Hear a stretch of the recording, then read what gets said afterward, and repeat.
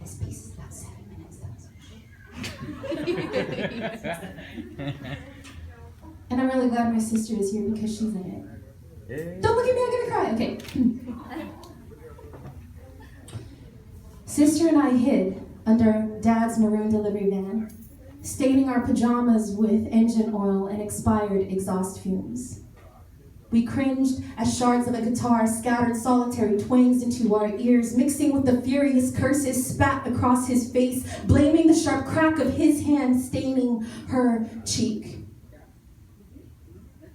Our parents' broken loudness slithered under our skins to whispers of goodbye. This is how they found us. 2 shivering question marks cocooned, clutching a crumpled paper prayer. Our crooked elementary letters smoothed across my parents' anger, moving them to mutter apologies while they danced to melodious worn disco records, the first songs they fell in love to under the Tropicana swirling lights and moving shadows. They were again just 2 foreigners searching for home in his butterfly dances, her slender swinging, and little girls' his frozen fingers.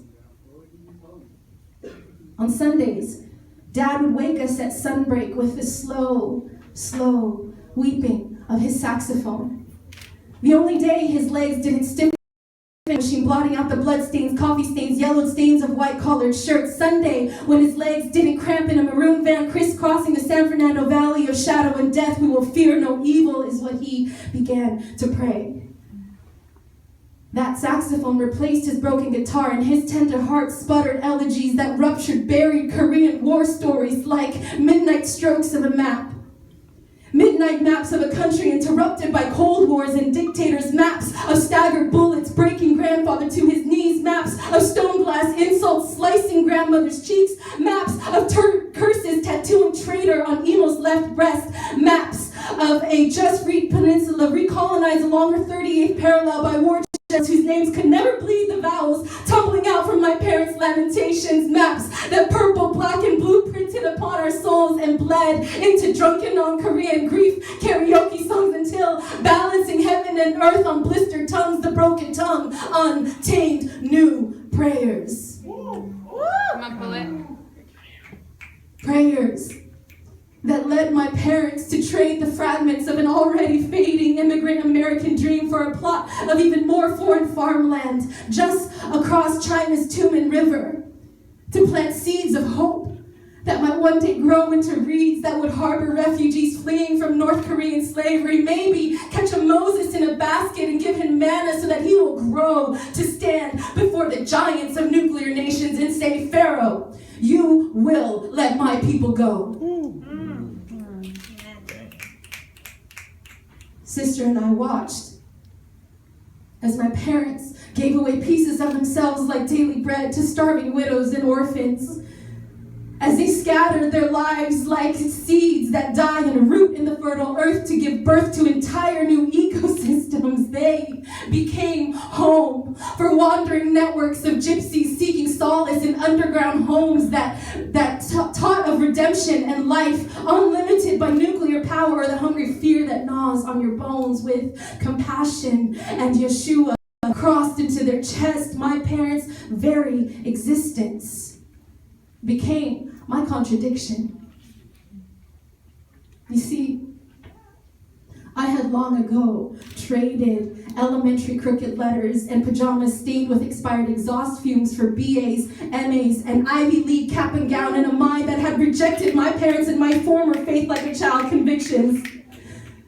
Instead, I believed in philosophical arrangements that said the Almighty was merely an ideological state apparatus designed to domesticate the masses into subservience. I had reduced the Almighty to a petty hegemony, a Eurocentric imperial institution that had colonized/tyrannized/orientalized my peninsula's southern parts, making her bleed a proxy war that saved the world from the third apocalypse, except that she's still in a war that's left a legacy of a heavily fortified, not really demilitarized zone, dividing mothers and sons, fathers and daughters, brothers, and a once sovereign but now broken into too many pieces generation. How can we remember the face of love when all that's in front of us is barbed wire and deception?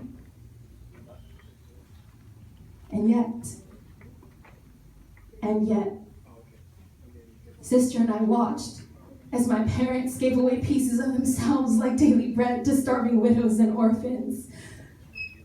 With compassion and Yeshua crossed into their chests, they became supernovas exploding, giving their light to newborn galaxies. There is no earthly love that could compel us to break and die so that a stranger, a foreigner, an outcast, a slave could live.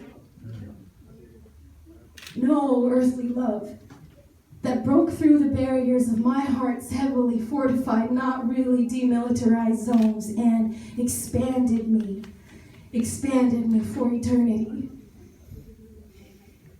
Love's insistent voice burrows into my bones to choruses of worthy.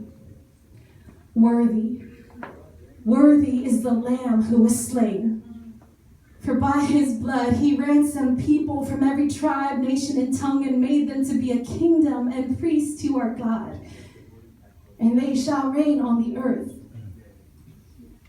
And so, we too go. We go far and we go close to wherever love's finger points. Sister and I crisscross the earth, finding tribes of abandoned kin and feed them carnivals in canyons, tend their wounds with tongues sharpened into hybrid swords. We wage a sojourner's war. Dancing at bonfires, we sketch a map of the world, recording how the Lion of Judah's roar meets the ocean. Shouting in desert wilderness, we raise our feet to feel heaven's skin, battle demons across hell's borders to never come back. Shift land like tectonic plates, creating volcanoes and new peninsulas. Merging ourselves into holy kaleidoscopes we catch with the saints' blood and crimson strokes. Rearranging the maps of this lineage and atlas of Kajuk, family, unbroke and free. Praise the Lord. Thank you. Yes.